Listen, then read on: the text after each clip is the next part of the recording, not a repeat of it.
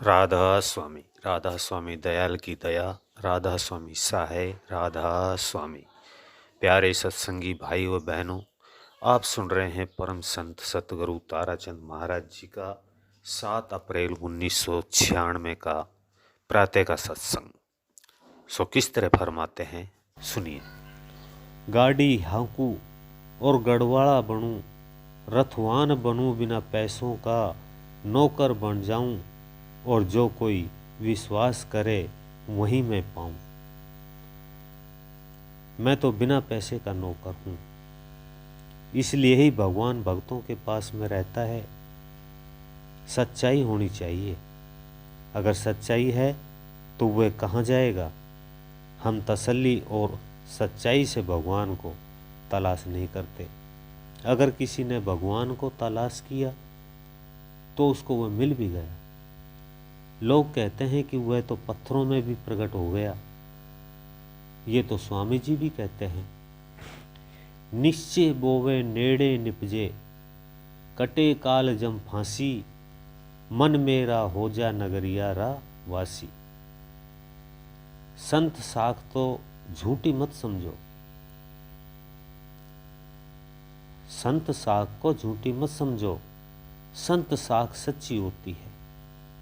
वो कहाँ मिला? किसी को मिला तो वहीं मिला, प्यार और प्रेम से मिला। हम उस प्रेम को तो जानते ही नहीं है। गरीबदास ने कहा है कि राम कहे मेरे संत को, दुख मत दीजिए कोय, संत दुखाए मैं दुखी, मेरे आपे भी दुख होए। हिरनाकुश ओ दर बिद्रिया, मैं ही मारा कंस, जो मेरे संत को आन सतावे, उसका खोदूं वंश। कला बढ़ाओ मेरे संत की, प्रकट करी है मोय, कबीर दास सतगुरु कहे, मेरे संत न निधिये कोय।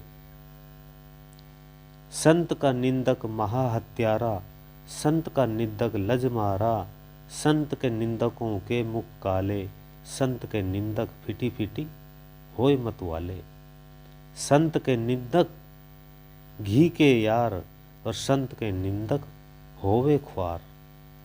इसी तरह से भगवान कहता है कि मैं सबकी ही निंदा बर्दाश्त कर लेता हूं, पर संत की निंदा बर्दाश्त नहीं होती। क्यों नहीं होती? यीशु मसीह ने भी लिखा है कि मेरा पिता उसको बकसता नहीं है, जो शब्द की और सतगुरु की निंदा करता है।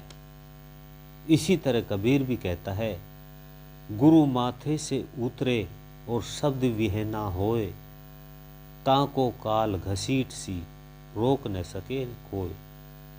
फिर कहते हैं कि सतगुरु सिर पे राखिए, चलिए आज्ञा माई, कहे कबीरता दास को, तीन लोक भय नहीं। कि तीन लोक में किसी का भी भय नहीं है। मस्त रहो और अपने घर जाओ। इसी तरह से राम की बातें थी। राम तो राम के दासों के पास में ही रहा है, और जब वे सच्चे होकर के लगे तो पत्थर में भी प्रकट कर लिए, तीर्थों में प्रकट कर हो गए। पर इनमें क्या है? विश्वास तो कोई करता ही नहीं। आजकल तो यही गीत गाते हैं, कहते हैं कि भाई सुआ पढ़ाते गणिका तिर गई। फिर तो भजन करने की जरूरत ही क्या है? एक एक तोता पाल लो और उसको राम राम कहना सिखा दो, तिर जाओगे? नहीं, कभी भी नहीं तिरोगे। अगर इसी तरह से तिरते तो ध्रुव को तप करने की क्या जरूरत थी? वह भी एक तोता पाल लेता। प्रहलाद को भी तप करने की क्या जरूरत थी?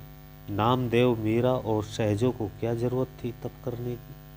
वे भी एक तोता पाल लेते और काम बन जाता। परंतु ये सब तो तप करने से ही बनता है। तप करोगे तभी बनेगा। तप करोगे तो परमात्मा भी मिल जाएगा।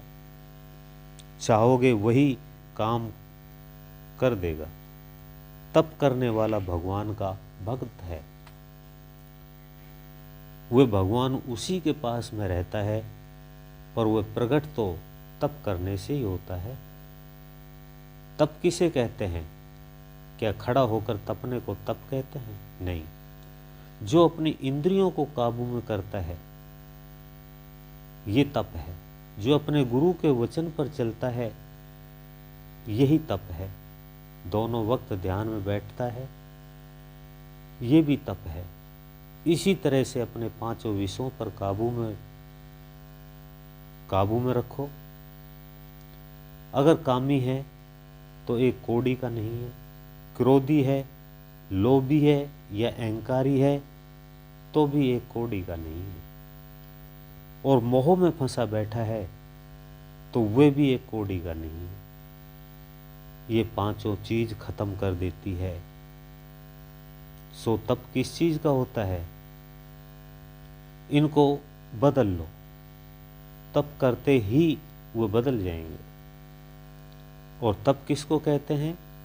मुझे हिंदी की चिंदी तो बनानी आती नहीं, और न ही मुझे चींटी की खाल उधेड़नी आती है। मैं तो यही जानता हूँ कि अपनी इंद्रियों को काबू में रखना है और सतगुरु के वचन पर अटल रहना है। मालिक से प्यार करना है, सतगुरु से प्यार करना है। जब हम सतगुरु से प्यार नहीं करेंगे तो मालिक भी तुम्हारे से प्यार नहीं करेगा कभी भी। इसी तरह से जब वह प्रकट हुआ तो कब हुआ? वह जो सरगुण भगत थे, उन सरगुण भक्तों का भी विश्वास था, और उसी विश्वास से ही सारा काम बन जाता है। किसी ने प्रश्न किया कि पूजा पेखी में क्या है? कह रहे थे कि पूजा पेखी में विश्वास की बातें हैं। आप कहोगे कौन सा? वह भक्तों के पास में रहता है। वह नामदेव तो भगत था, जो उस परमात्मा को पत्थर में ही प्रकट होना पड़ा। ऐसा कोई करके दिखा सकता है? वह तो अभी भी पत्थर में प्रकट हो जाएगा। वह भक्तों के भी काबू में आता है। इसके बारे में कोई प्रश्न भी कर सकता है कि अभी तो आप पूजा पेखी का खंडन कर रहे थे। हाँ बिल्कुल, ये खंडन उसी के बारे में था जो भगत नहीं है।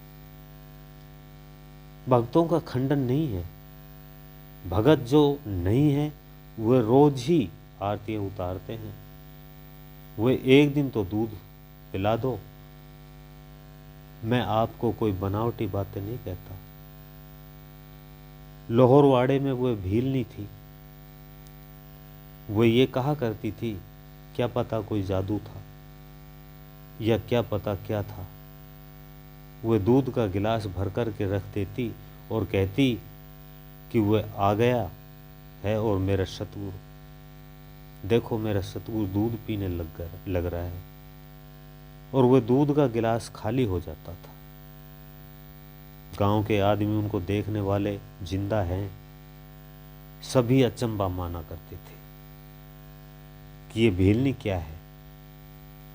वह कहती थी कि वाह, तुम्हें पता नहीं, ये तो मेरे साथ रहता है। और वह ये कहा करती थी कि मैं शांति के साथ जाऊंगी, और वह शांति के साथ चली गई। मैं तो कभी भी दूध पी करके नहीं गाया। उसने मेरे से नाम लिया था, मैंने उसकी कभी भी मदद नहीं की।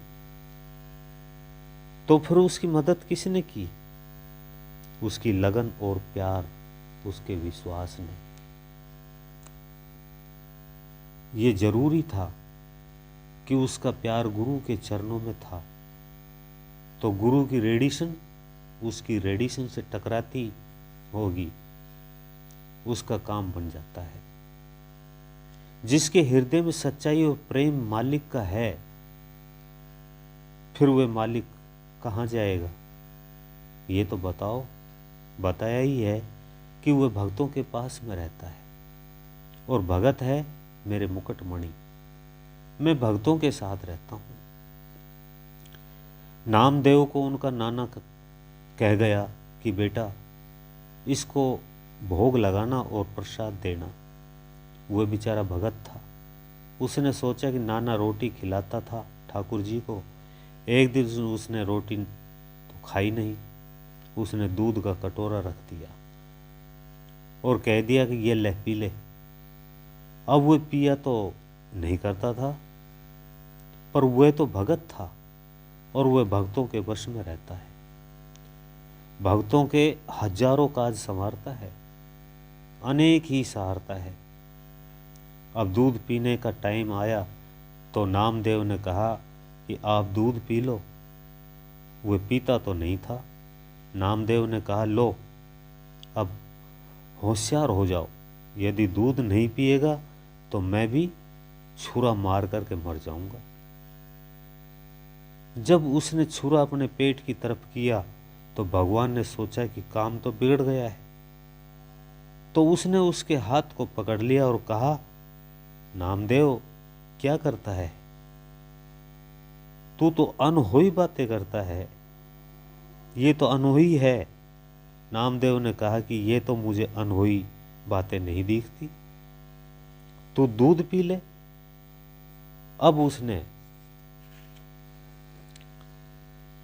उसको दूध पिला दिया। कहते हैं कि अभी आप सुन रहे थे परम संत ताराचंद महाराज जी का ये सत्संग।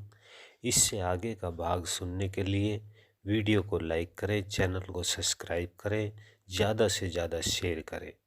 सभी सत्संगी भाई बहनों को मेरा हाथ जोड़ करके राधा स्वामी जी।